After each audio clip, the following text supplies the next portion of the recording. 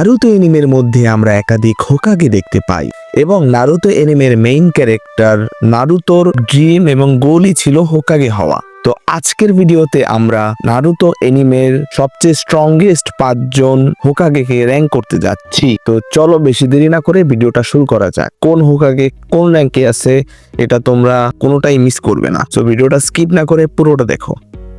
তো নাম্বার 5-এ আছে কাকাশি হাতাকে। তো কাকাশি হাতাকে এমন একজন শিনোবি যাকে কপি নিনজা বলা হয়। এর কারণ হচ্ছে সে অনেকটা স্মার্টেস্ট এবং তার স্মার্টনেস এবং তার যোগ্যতাই তাকে ওয়ান অফ দ্য স্ট্রংগেস্ট হোকাগে বানায়। এবং আমাদের লিস্টে নাম্বার 5-এ তাই থাকছে কাকাশি হাতাকে।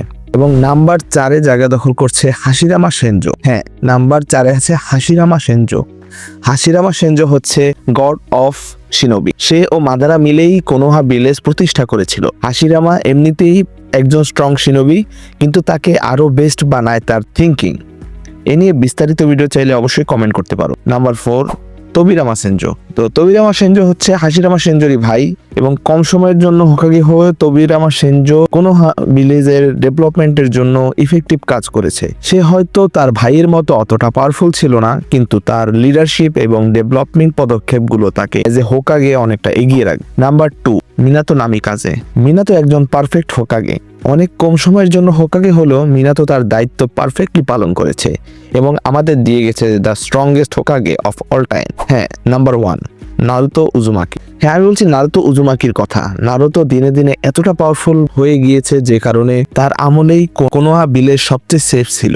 আর ভাই, সে তো মেইন ক্যারেক্টার, 1 নম্বরে সে থাকবে নাকি কে থাকবে। তো হ্যাঁ, আজকের ভিডিওটা অনেক শর্ট, সো আমি অনেক দুঃখিত। ভিডিও রেগুলার দেওয়ার জন্য আমি এত বড় বড় ভিডিও বানাতে পারছি না, কিন্তু তোমরা যদি সাপোর্ট দাও তাহলে আমি অবশ্যই এতে আরো বেশি এফোর্ট দেবো। এবং হ্যাঁ, 5জন হোকাগে নিয়েই আমি এই ভিডিওটা বানাইলাম। আর তোমরা যদি আরো এটার পার্ট 2 চাও, যেমন অনেক ক্যারেক্টার এখানে আসে নাই, তাছাড়াও কে কোন কোন ক্যারেক্টার হোকাগে হইলে বেটার হইতো বা কি কি ইমপ্রেশন থাকতো, এইসব নিয়ে ভিডিও চাইলে অবশ্যই তোমরা কমেন্ট করবা এবং ভিডিওটাতে একটা লাইক, চ্যানেলটা সাবস্ক্রাইব করবা এবং তোমার সবচেয়ে ফেভারিট হোকাগে কে সেটা কমেন্ট সেকশনে অবশ্যই জানাই দেবা। এবং হ্যাঁ, আমাদের চ্যানেলটার সাবস্ক্রাইবার দিনে দিনে বাড়তেছে, তোমরা অনেক সাপোর্ট দেখাইতেছো, এই জন্য আমি রেগুলার হচ্ছি। তোমরা আরো সাপোর্ট দেখাও, আমি আরো ভালো ভালো এফোর্ট দিয়ে ভিডিও বানাবো। তো দেখা হচ্ছে পরবর্তী কোনো ভিডিওতে।